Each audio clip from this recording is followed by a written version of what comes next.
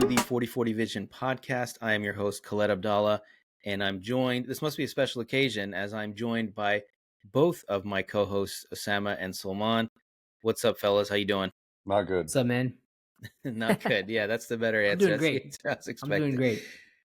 So, as I said, this is a special occasion. It's kind of an emergency podcast. Klay Thompson has officially left the Golden State Warriors. It's the end of an era. It's the end of the Splash Brothers era. And of course, that is today's topic. We're going to do a quick dive mostly on Klay Thompson and how we felt when we heard the news, how we felt about him during his 13-year run in the Bay Area. And I think once the dust has settled, once the emotions have cooled off a bit, we're definitely going to do maybe a 2-part or 3-part, I don't know, but a dive into the Splash Brothers era year by year. I want to talk to you guys about how you felt along every stop of the way. But before we do that, let's jump into instant reactions. Salman, when you got that notification, either from me or Woj or Shams or whoever, that Klay Thompson was no longer interested in playing for the Golden State Warriors and was going to explore other options, what was your initial reaction? Initial reaction was, of course, sad, right? That Klay, it's kind of the end of the Splash Brothers era. You know, the Warriors' big three that grew up organically. We grew up watching them. Sadness for that, but then also like, damn, what the hell is Klay's problem? I was just kind of like, Klay, man, why you got to break up the band here? Because by all the reports that come out afterwards, after all this, you hear Klay felt disrespected. Klay felt this. It's like, dude, you got so much money, and we can talk more about that. But like, Warriors offered you a good salary, so I don't know what he was disrespected about, what was going on behind the scenes. But it just sounds like a lot of pettiness from Klay to kind of just up and leave the Warriors here. Sama, what about you, man? What was your gut reaction when you got the news? It's sadness, complete denial and sadness. I don't think I've actually accepted that it's happened. And to be frank, like it's not going to hit me until I'm expecting him to be in a Golden State Warriors jersey still, like while he's playing on the Dallas Mavericks. Like I just can't see it happening any other way. I'm in complete denial about it. I think the part that's you hear about how these things like don't last forever and you don't believe it until it actually happens. And you see how San Antonio kept the same 3 guys, and that's like an anomaly to keep 3 core guys. Like this was 11 years, 12 years or so. And even that was far past anything else in the league. Everyone's, job hopping these days. For him to get this far and leave for whatever the case may be, it stings. It really does. I was reading the press release, and all the memories started flashing all at once while I'm reading the press release.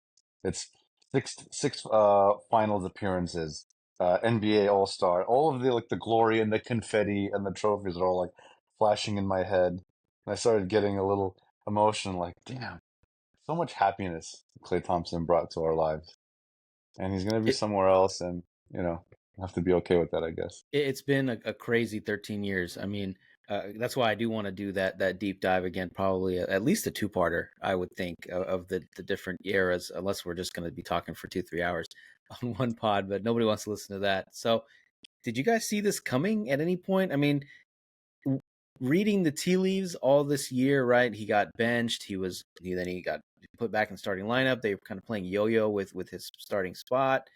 He wasn't quite the same player that he was at his peak, obviously, after the injuries. So at any point, did you think that this was a real possibility, or was it just like, okay, he's kind of upset, they're going to smooth it over and re-sign him? Or was it just, how did you feel about that? It was a little surprising. Klay always struck me as like I'm cool with it. Like whatever happens, happens. It's all good. I'm the one that complains the least as long as I get my shots. And maybe that's what it was, is when he wasn't starting, the way things started to change and he had to come off the bench. I mean, this is a guy who, when KD came to the Warriors, was like, I don't know what you guys are talking about with sharing the ball. Like, I'm taking my shots anyway. It doesn't really matter. So maybe that's what it was. But nonetheless, like, my expectation was, this is like cool Klay as long as he's got his boat and, things will work out. But it's not what happened. What about you, Salman? Yeah, I mean, I think probably like when he didn't accept the initial contract extension, you're like, oh, why didn't Klay just take the deal, right? Like that's Klay was just like Samo said, right? He's just a kind of like I'll just go with the flow type of dude. And the fact that he didn't take the extension to begin the season, you were like something's kind of off. And then he gets benched, and you're like, oh, maybe Klay's kind of not the same guy you kind of see in it. Maybe the Dubs don't value him as much. And then you see, hey, maybe maybe he's gonna walk, right? Maybe he's not happy here anymore. And then all these reports start coming out after the playoffs, right? About how Klay wants to leave, Klay's not happy, Klay's not signing extensions. So I guess the writing was on the wall, but everyone just expected it to be kind of same old Klay doing his thing. We're good. Klay will come back. No big deal. But turns out it was a huge deal. All those things that were happening. And he was a different person, right? I mean, I definitely want to talk about this later in the pod, but one of the reasons that I think the Bay Area fell in love with this guy was because he was a perfect fit for the culture that we kind of think we want to have, or at least we used to have pre like the tech industry coming in. It's everybody's chill. It's nice weather, good vibes. You're on a beach. He got suspended in college for smoking weed, so he's a pothead. He kind of fit in with the NorCal Bay Area vibes. He has that weird like offbeat sense of humor where nothing seems to bother him. He's kind of he's an odd dude, but it was the perfect level of odd. And he seemed kind of carefree. It was almost like you guys said, he just kind of goes with everything. It's just, oh, I'm gonna get my shots up. I don't really care about who's gonna have the bigger role or whatever. I'm just do my thing, fit in with the team, play good defense, and just hang out with my dog, kind of thing. But over the last few years, we've seen a change in his attitude and his demeanor.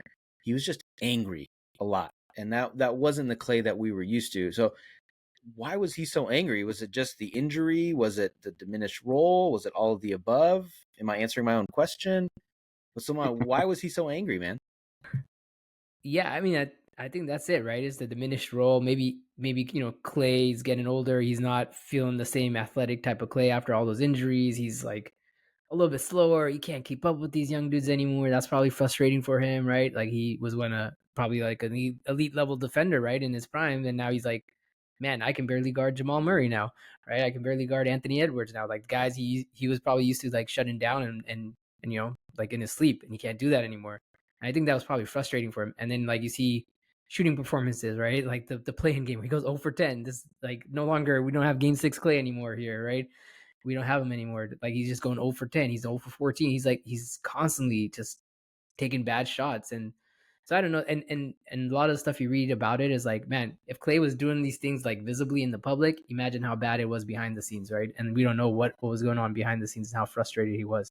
So I think a lot of it probably has to do with how diminished his play was, but maybe there's other factors. We don't know. Maybe like we saw weird stuff with Jordan Poole and Draymond. Maybe there was some of that going on with other guys on the team between him and Klay. Have you heard anything about that? There was some links or rumors about some jealousy, but have you heard anything about that with some of the other up and coming guys on the team? No, I didn't hear anything concrete. Maybe there was some frustration with Poole. Maybe he didn't like the way the Kuminga thing was handled and how he went out publicly and went around Kerr to try and kind of shoehorn his way into rotation and get more playing time. But for me, like when Klay, like after the 2022 title, the way he was speaking was like someone who went through some serious regret, not regret.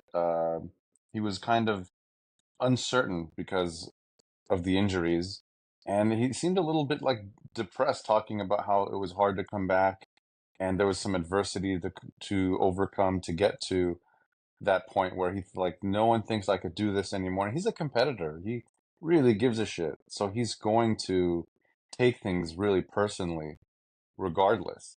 And I think that 2022 title was his validation to himself that, like, hey, I'm still, even though I'm not the same, I'm still that guy.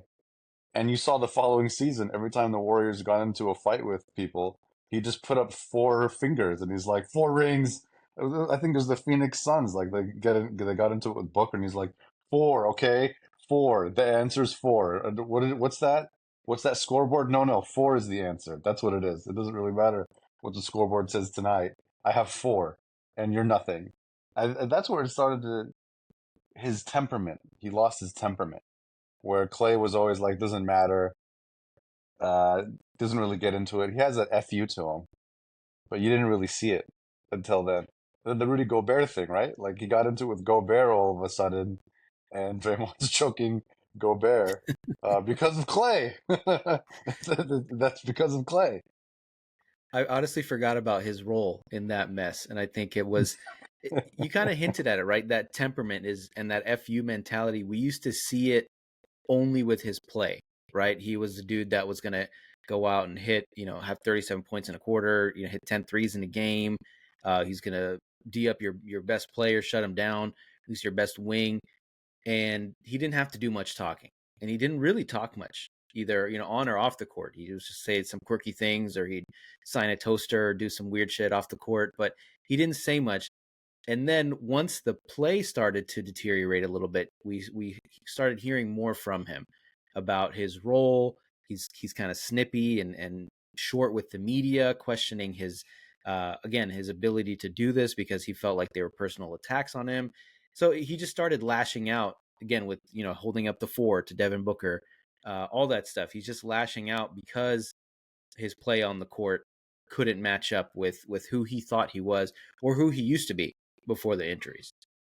So I want to talk about him before the injuries, before things went sour. What was your first memory of Klay on the Dubs? Was it? Do you guys remember the draft? How did you feel? I know, Salman, you're probably the biggest college basketball guy of the three of us. Did you watch him a lot at Washington State? Because I know he was great, obviously there. But what did you think of him when the Warriors drafted him? Yeah, I mean, I would say I don't know if I watched too much of him, but I remember I was like, oh, okay, this guy could be something, right? They got a nice two-way guard, could play next to Steph. That was kind of the thought process, like when they took him. But oh, this guy, great shooter, could be decent with Steph Curry if Steph Curry ever gets healthy. Like that was kind of the thought process that this is a guy that come in, kind of fill that void. I think Jason Richardson was gone by this time, right? So it was like, oh, we need a two guard, right? And maybe this is a little different than Jay Rich, but this guy who could kind of grow into this Warriors organization. And then I do remember one of the first times I watched Klay was like towards the end of his rookie year. They're tanking out hard for like Harrison Barnes the next year. And Klay Thompson's playing the Spurs, and the Spurs is like beating him down by 50. But Klay is just jacking shot after shot after shot. I think he took like 50 shots that game. And I was there in person, and it was just like, it's like, man. And every time you'd watch him shoot, it was the same form. Whether he missed, whether he made it, it was the same form. So you're like, oh man, this guy's like a really good form shooter. And he has some tools here to develop into someone. Samuel, what about you? What was your first memory or favorite memory? Yeah, I should know first memory. Sorry, of Klay on the Dubs.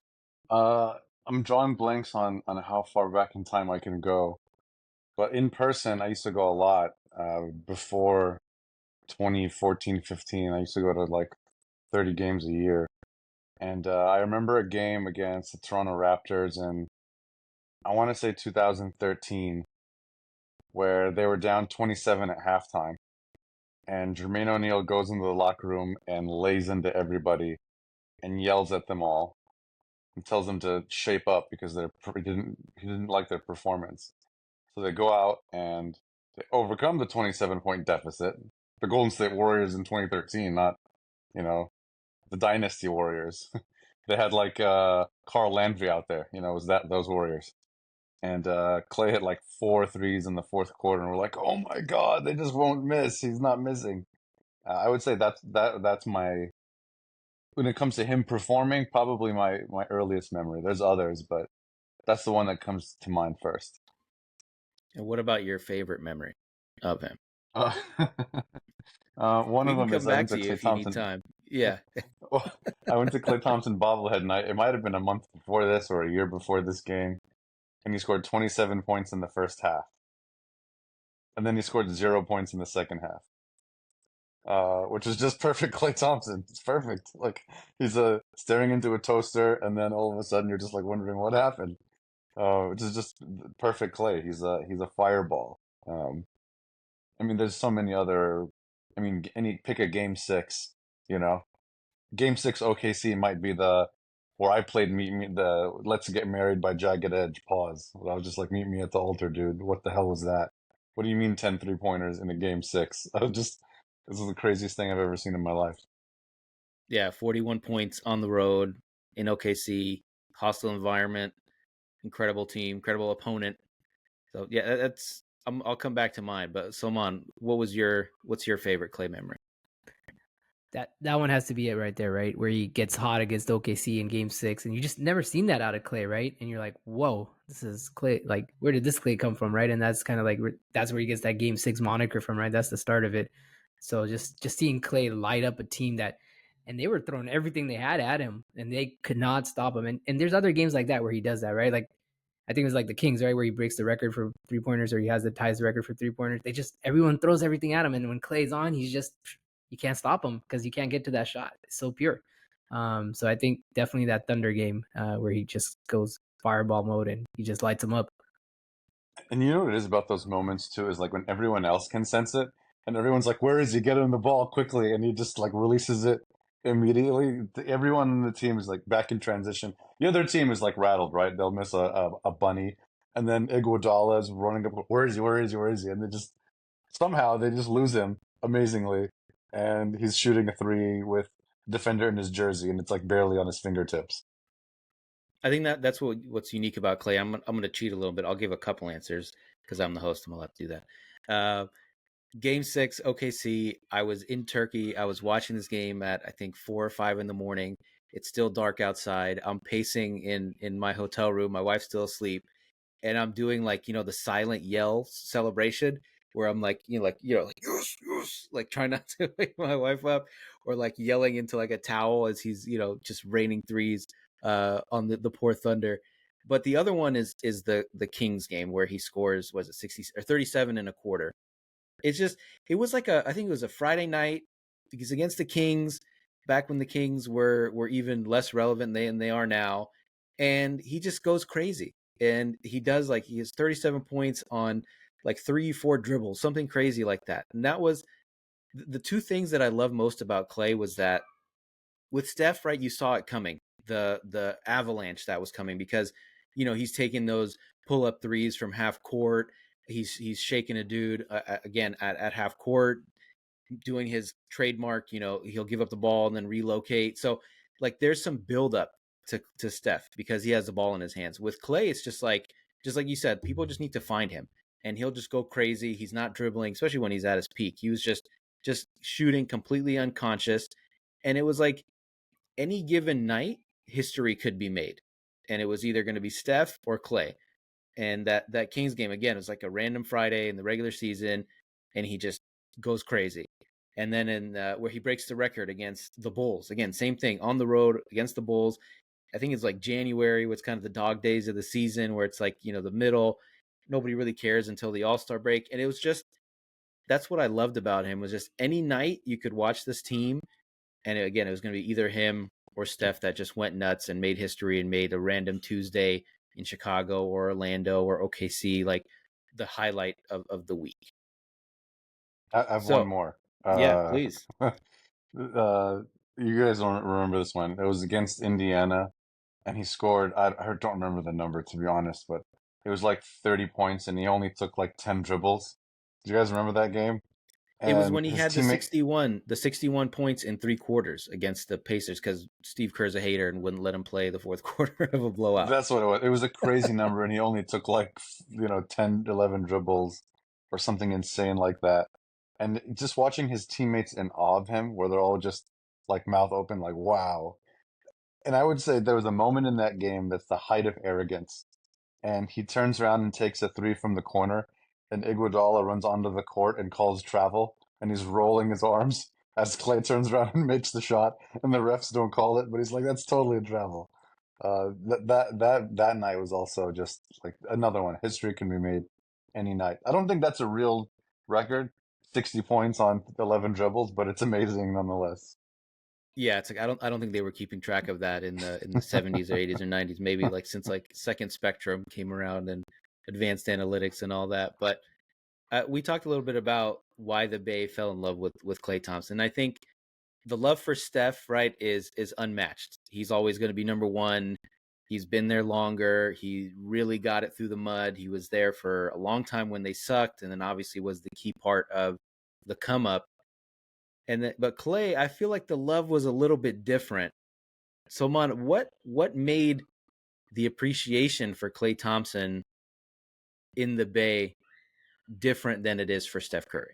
I think it was just that Klay always was the kind of guy that just he was just like this chill dude. He was just this chill dude. He wasn't like talking too much. He was just always kind of about his business. Okay, yeah, you heard some things about him off the court, but most of the time, dude just said was all about his business, right? And he kind of like paired with Steph so perfectly, right? He played the defense. He did the dirty work. But he was also a splash brother, right? He could splash just like Steph. So I think a lot about his like personality appealed to people. He was just like a perfect complement to Steph, and then there were the two guys that just grew up together, and then of course you have Draymond, the hothead kind of dude, but Klay was that kind of exact opposite, and Steph is kind of like this excited dude, and he has that more personal personality there. But Klay was just kind of that chill guy, like you said, right? He has the Bay Area kind of vibe to him. Could be that LA vibe because he grew up in LA, but very similar to, right? Like people could accept him because he was just so like all about his business. He was never always humble about things. Sama, what do you think? How would you compare the type of affection we have for Steph versus Klay? Clay would always be the type, like it almost seemed like we loved him so much he wouldn't get the blame for anything, right? Like Steph carried the burden for everything, right? You read Everything my was mind. I was going to say that, but please continue. everything is Steph's fault, right? Like Clay gets off smooth on everything. He gets off pretty easy. So I think that it's just because, you know, we know what we expect of him, but we expect greater of Steph for obvious reasons. But at the end of it, it was frustrating. It was sometimes watching him really, really aggravating when the switch was off.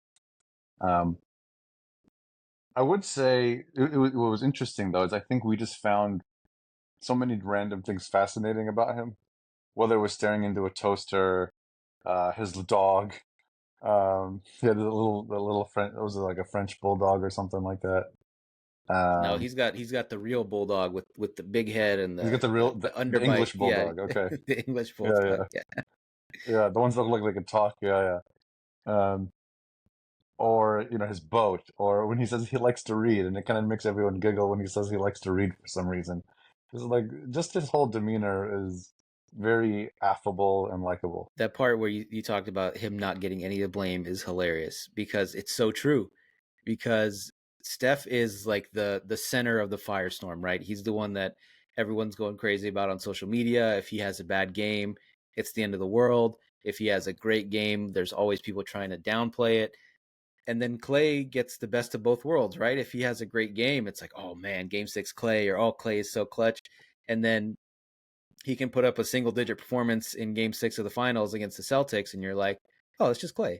Or he could shoot, 0 for 10 maybe is a stretch, but he could have a bad shooting night, and it's just like, that's just Klay being Klay. It's like I feel like there's these types of personalities in sports where they're so likable, and they just you can't fake this. You absolutely cannot fake this in sports. That I really don't give a shit attitude, that kind of aloof personality, where it's not aloof in the rude sense. Like we've had some guys that are just downright rude, where Klay is like he's just having a good time and he's loving life. And again, it's been kind of sad watching him since the injuries because he's lost a lot of that sparkle to him, right? That shine that he had, that those good vibes that he was carrying. So, I mean, I think we all agree that if he doesn't get hurt in the 2019 finals, we probably still win. I think we win game 6, go into Toronto, kick the shit out of the Raptors in their own home. But the comeback, let's talk about the comeback. At what point did you think, well, I should say, did you think that he would ever get back to where he was? Or was it like, man, are we just never going to see the same old Klay again? I'll start with you, Sam. I think we were hopeful, right? You just can't help but like I'll believe it when I see it that he'll be anything other than to some degree what he was. Obviously, you're afraid, right? Like when he came back, that game was insane. He like had a huge dunk. And the crowd went crazy, and everyone's like, "Well, I guess the leg is fine." After two major injuries, so I think we were hopeful, and it was good enough. Like the team was good that year, and he showed he was still that guy, even though the lateral movement wasn't the same. as before. Like this was the guy that I think Sulman hinted earlier. Like if we're playing Cleveland, who's guarding Kyrie, if we're playing Portland, who's guarding Dame, like he did all that. It didn't feel exactly the same, but it didn't feel like at least that first year a dramatic drop off. It was a really good story that first year back. What about you, Salman? Did you think he would ever get back to where he was? I didn't think he'd be 100% there, just given the back-to-back natures kind of his injuries, right? Where he tears his ACL, and I think then he tears his Achilles, or vice versa. Right? So it's like it's hard to be that same player. I didn't think he was going to be the same kind of defensive stopper that we were used to having with Klay, and that was going to be probably a little bit of a struggle. But what I didn't foresee was him struggling so much with his jump shot, which I don't know if that's partially because he's not getting that same lift on his jump shot, things like that. But you can see he clearly is struggling, and it's not the same Klay that we've seen in his primes, things like that. But I thought for all intents and purposes, yeah, we'll get about like 80% of Klay. Maybe we don't get that defense from him, but we'll still get the offense from him. But even that fell off. So I did not foresee his kind of fall as quickly as it's happened. I'd say what I really didn't foresee was the blaming thing. Just to jump back to that for a second, is this is a guy who fouled out in a closeout game of a finals, right? Didn't he foul out with nothing in 2015? And then for it to be 0 for 10 in a play-in game, it's like that. Well, I would say was more surprising. I was gonna say that 2015 game became a meme. Do you remember where there's a picture of him on the bench smiling, and he's got 8 points, 2 rebounds, and 2 assists, something like that. And it's the when you do nothing on the group project and you still get an A.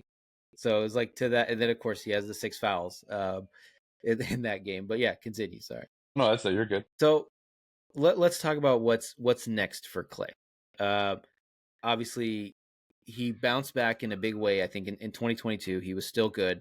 He was still really good in the playoffs, relative to his pre-injury form, which I thought, again, after the ACL alone, I thought, okay, ACL is pretty common injury these days. I think he'll be fine. Maybe he'll be a little slower. And then when he tore the Achilles, that was okay, I don't think he's ever going to be the same, just because we've seen Achilles, especially on a basketball court. You're just not the same dude. It's just science, right? But again, he was still good in 2022, still good in those playoffs. He averaged 19 and 4, not amazing, but he's still shooting 38% from 3.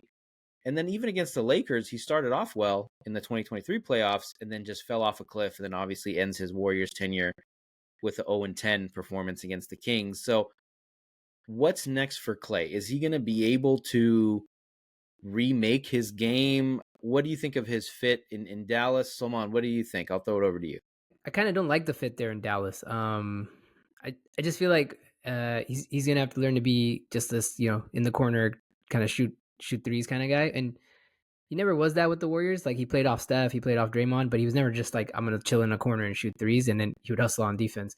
So he's not gonna do that in Dallas. And then if you start Klay, Kyrie, Luka, who's playing defense? Who's guarding those fast guards now? Who's guarding those guys, right? So I think what's next for Klay, if he happily kind of accepts that, hey, I'm just the kind of stand in the corner, catch and shoot type of 3, maybe he flourishes a little bit more. But definitely see this as the beginning of the end of Klay's career. I don't think Klay's lasting more than 2 years here in the NBA. I could see him in the Ray Allen Miami Heat role, where again he does downgrade. I mean, not that he was the same type of offensive player as Ray Allen in terms of the versatility, but he could become that older 3-point assassin that is just hanging out in the corner. He can still play defense. I think he definitely can't keep up with the guards, the faster players out there, but he can put on a little bit of size. He holds up well against some of the bigger guys out there. And if it's not like Anthony Davis and Jokic, he can guard, I'd say, most big men in the NBA. So I could see that working out pretty well. But Osama, what do you think about the next phase of his career? Again, is he going to be able to remake his game to fit in Dallas? Dallas is there will be pockets where it's a great fit because Luka is great at finding open shooters in the corner, and that will be a no-brainer. Sometimes Dallas falls into a my turn, your turn thing where just whoever gets the ball decides what happens on offense. There's a couple of teams that do that, and he's not bad at it. But in Golden State, the system was built around getting him open. Just the ball's going to move around. You're going to move off ball. someone's going to set a screen for you, and you're going to appear somewhere, and the ball will be in your hands magically, and you'll be open with at least 3 feet to 6 feet of space. I don't know if that's going to be the case here because it's so dependent on really one guy, and at points Kyrie being a playmaker. So it's not a perfect fit, but there will be pockets where it is. I think what will be interesting on the Dallas end is his health, because his whole career he's been an Iron Man, and he's had these injuries, and he played hundreds of games over the course of that run, and he's been as unavailable as he's ever been. So I think that will be those two things: is can Klay really play this I'll dribble out and find a guy in the corner night in, night out? And Klay's not healthy. We'll see. Yeah, from 2012 to 2019, before he got hurt, he didn't play less than 73 games in the season. And of course, that's not counting all the other, at least 20, 30 games in the playoffs on top of that. So he was playing hundreds of games at a high level on an elite team. So there's a lot of pressure. I'm kind of bullish on this. I do think it's going to work really well. In my mind, I'm thinking Klay becomes that Ray Allen Miami, where he is just that 3-point assassin. He's just hanging out in the corner. He's somebody that you always have to respect. So when the defense collapses on Luka, and he's going to be, again, wide open for these corner threes. And the health is, of course, a concern. But I know Dallas's medical staff is really good. They're always dealing with Luka being overweight and all his health challenges, and Kyrie and all that. So I feel like you go from, all right, Luka's kicking it out, to, I don't know, Derrick Jones Jr. in the corner, and now it's going to be Klay Thompson.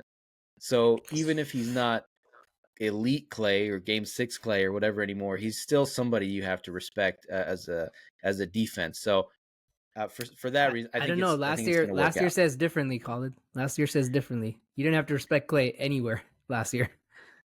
I feel like I feel like you're letting the last game cloud your judgment. I've got Basketball Reference open here. He shot 39% from 3 last year. That's not nothing. Okay, fine. It's not his career high. That's not nothing. It's not nothing. Yeah, you don't have to respect him as much anymore. Yeah, no, I'm not. Again, he's not prime elite Klay anymore, but he's still somebody you have to think about if you're a defense. You're not going to be like, oh, I can play off, what's his name? Daniel Gafford or Derek Lively or Westbrook, whatever, whoever's going to be on that team. You can't give him the Westbrook treatment. I'm not saying you give him the Westbrook treatment, but you don't have to respect him as much. He's not as deadly anymore. You can't even give him like the PJ Washington treatment. You still got to think about this guy if he's wide open, for a corner 3. So I think that's the difference. Yeah. I'm excited to watch it. I'm glad. Thank God he didn't go to the Lakers, because I can still root for him. So at least he made the right choice there. Let's wrap this up. As far as the Dubs go, what does life in San Francisco look like post Klay Thompson? Is it just going to be weird? I mean, we did experience it a little bit with his injury, but the Warriors were also tanking in a weird way. So what does life look like in Chase Center next year and beyond? It's going to be weird. I mean, with those 3 guys, they just had that aura, that mystique, right? It was always going to work out as long as those 3 guys played, until it finally didn't one year. And I think it's just because we've talked about it. Klay's health just wasn't there, and his shooting form wasn't there in the postseason the same way it had been. And it's that reputation that he has, where this is Klay Thompson. You can't leave that dude alone. And Klay Thompson not here anymore.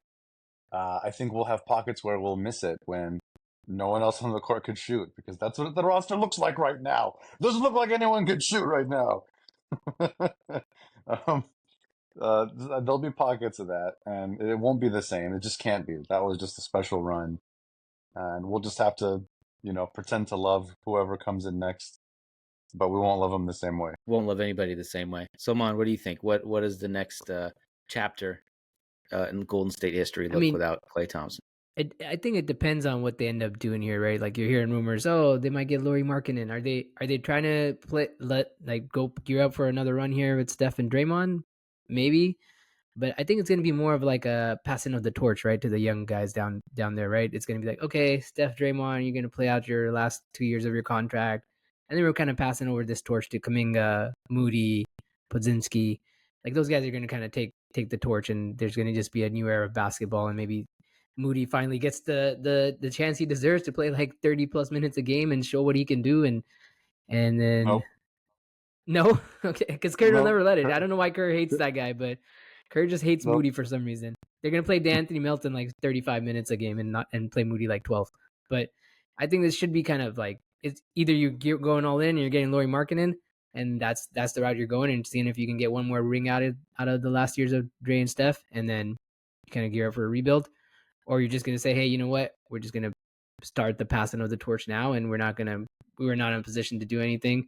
We'll just be a play-in team. We'll stick around there in the play-ins, and we'll let Steph and Dre kind of go their ways after their contract ends. And that's probably what's going to happen. And we're probably going to be doing a pod here in 2 years where we're talking about Steph and Draymond like either retiring or playing for another team.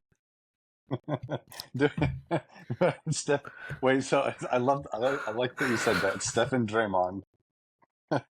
Did the Warriors? They're together. They're going to stay together. They're going to stay together wherever they go. Did the Warriors pick Draymond over everybody? Go. That's a whole other pod, I think. Yeah, that's a whole nother pod. That's a whole nother pod. Oh my god. The title will be how the punch. We'll just call it the punch. How the punch killed the Warriors dynasty. I mean, it's I don't think they're gonna go all in on anybody else. I think it's all smoke and mirrors, just based on what we've seen the last few years with their moves and how they're trying to prioritize this youth movement. So, well, again, we will do another pod talking about the rest of the Splash Brothers era, because I do want to deep dive into year by year, because so much has happened, and I think it's worth it to go back and talk about some of the crazy things that happened, some of the what ifs. We could probably do a what ifs pod of just, again, like the last 10 years or so. But again, Klay Thompson, like we've said a bunch of times, there's a special love and affection for him. In the Bay, there's a loud minority of fans, I think, that were really critical of him in recent years on social media. But for the most part, if you go to Chase Center, you go anywhere where there's a lot of Warriors fans, for every Steph jersey, you'll see a Klay jersey. And he's a cult figure. He's beloved. Again, we love Steph more, but it's a different kind of love that we have for Klay. And I don't think that's ever going to change. And, if he comes next year, the All-Star game is going to be at Chase Center. So if he's in the 3-point contest wearing a Mavs jersey, I'm still going to be rooting for him. I'll be rooting for him every week or every game, again, unless he's playing the Dubs. But thank you guys, especially you, Sam. You're on vacation, so I appreciate you jumping on. You're welcome. But wait a minute. You mentioned him in a Dallas jersey again. At Chase Center, I expect him to be in a Warriors jersey. I expect him to be guarding Kyrie when we play Dallas on offense. I want him to be guarding his own guy. And I won't accept anything otherwise when he's playing here. He's going to switch sides and play next to Steph. And then when when Dallas leaves, he can go back to being a Maverick. You're in the denial stage of grief. I respect it. I think I'm on acceptance right now. So I respect your journey. I'm never going to root for Klay anymore. F Klay. Oh. You went to Dallas, you're dead to me, Klay. Oh my God. That doesn't feel sincere. I don't know. I'm just saying it out of being angry about it. I had to do it, man. I had to do it on vacation. Had to do it. You did. I appreciate you guys. Thank you, everyone, for checking us out. Make sure to hit that subscribe button, leave us a review wherever you're listening to or watching this podcast, and make sure to follow us on all the major social media platforms at 4040 Vision Pod. And stay tuned for that 2, 3, 4-parter deep dive into the Splash Brothers era as we, again, break it down year by year. Thanks, y'all. Appreciate it. Everyone.